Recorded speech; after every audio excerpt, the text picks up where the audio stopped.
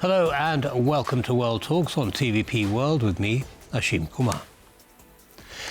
An unprecedented EU summit in Brussels has reignited the debate over enlargement.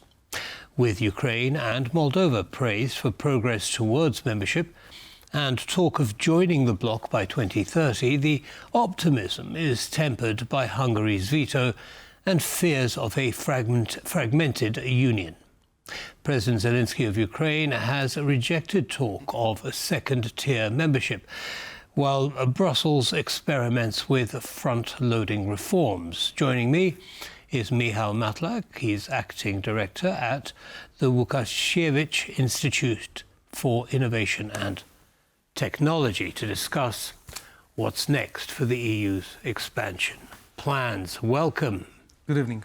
Good to have you. So give us a big picture view. The EU's had this summit, about expansion.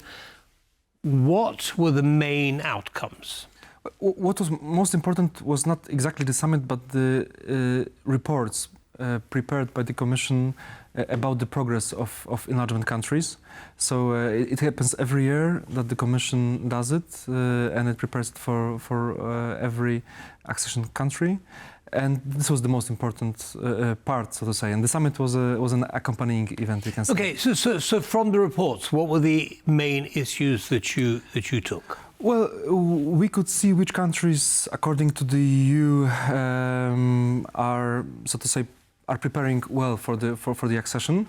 And here, a country which was especially praised was Montenegro, then Albania, then Ukraine, then Moldova. So 4 countries doing very well, according to the Commission.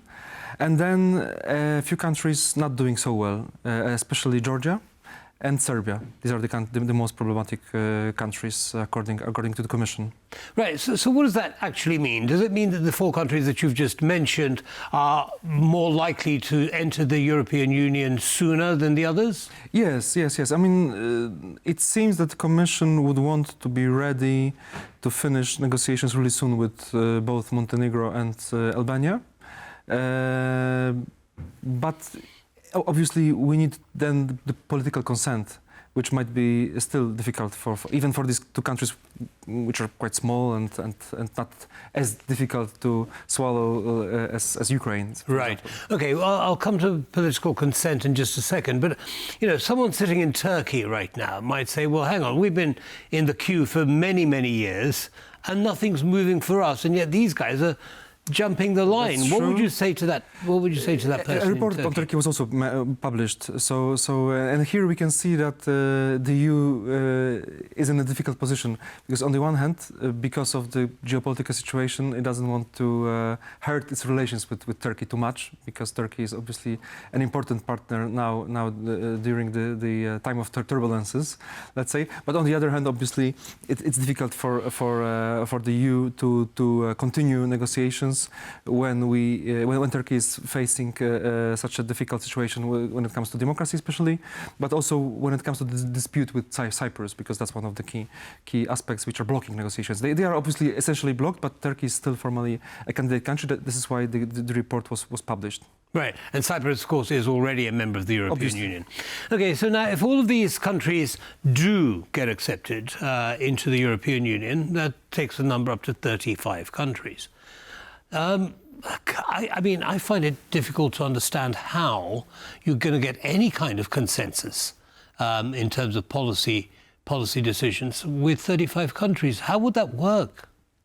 It's the most important question, probably, and the Commission is kind of trying to prepare an answer, but it didn't provide one yet. We are still waiting for a kind of a broad policy review, kind of a document which would show what will change in case enlargement happens, because obviously a lot would have to change. And experts here are divided. Some say, okay, we will be able to arrange the framework. The current one is not perfect, but we will still be able to work. Others are saying it's absolutely impossible. We have to reform the union first, and reform the treaties as well to make it happen. So for sure, the union will have to be different. The big question is whether whether enlargement really requires a huge EU reform or treaty reform beforehand. This would be, in the ideal world, this would be better, obviously, because we could then prepare institutions for a kind of a more complicated, a more complex situation. But in terms of political consent that we mentioned here, it will be very difficult to do that. I think it's even more difficult to reform the EU than to enlarge the EU, or equally difficult. Right. Well, more institutions, more bureaucracy, less haste. We would have expected. Would you agree?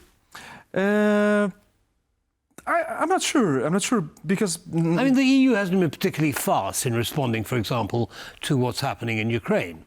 You know, the response has taken years, really, to reach the levels that. I don't agree. I have to say. I mean, the response was not probably as strong as it could have been, but the EU, which was the organization dealing mostly with economy, with cooperation in different areas, but not really.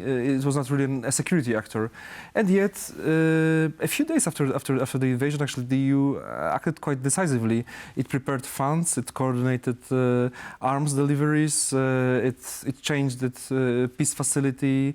It was not enough, obviously, from the perspective of Ukraine and Poland as well, but it was a lot. So here, I think that the EU did quite a lot here. The big question is whether it's enough and whether it will be enough also in the future.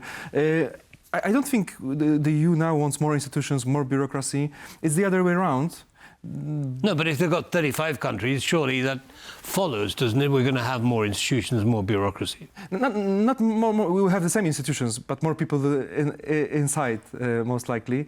These are mostly small countries also. So Ukraine is obviously the kind of outlier here, and it will definitely be a huge challenge. But for the others, we are talking about really small countries. So I think it can be prepared in a way which doesn't really make processes in the EU much more difficult. But it requires a lot of preparation, and this preparation is still before us. Well, I mean, one of the other causes for the slow response of the EU in terms of making unanimous decisions is countries like Hungary, who have basically tried to stop any EU resolutions regarding Ukraine and Russia. Aren't we simply amplifying that problem by adding another 9 countries? So some decisions in the EU are taken unanimously. Some of them are taken by majority, kind of both in the parliament and the council, where governments are represented. So it's kind of there are 2 ways to take a decision in the EU, and it's true that when it comes to foreign policy especially, the decisions have to be unanimous. So here, yes, it will be difficult, and it's part of the discussion, so whether this shouldn't be changed in the future, because indeed, if we have 35 countries or even 30 countries, it will be more difficult.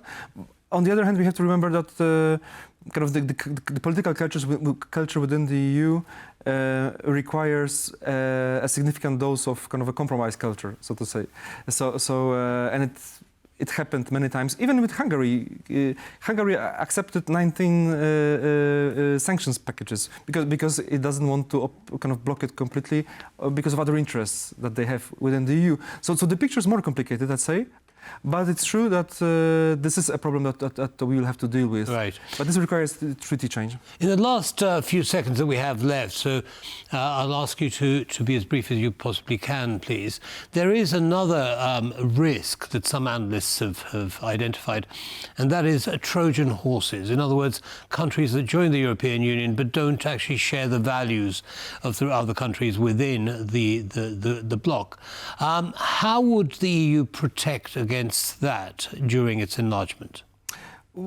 Before the enlargement, it's easy because of conditionality, which works. So the EU is asking for particular reforms, and the candidate countries are implementing them. And these reports, actually, that we read recently are about that mostly.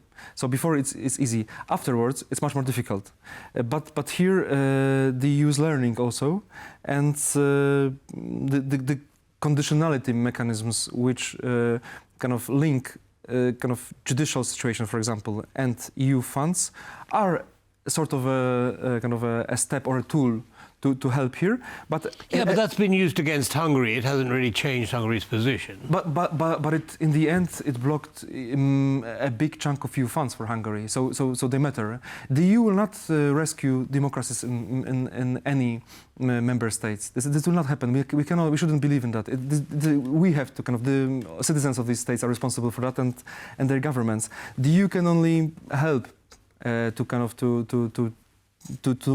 of to keep democracies in these countries, for example, using various kinds of Right. of tools, but they might help, but they will not block democracy backsliding. Right. Okay, well, thank you, Mr. Matlak, for taking the time to share your analysis Thank you so with much. our audience. Have a Thank good you so evening. much. And that brings us to the end of this episode of World Talks. Don't go away, there are lots more coming up. Goodbye.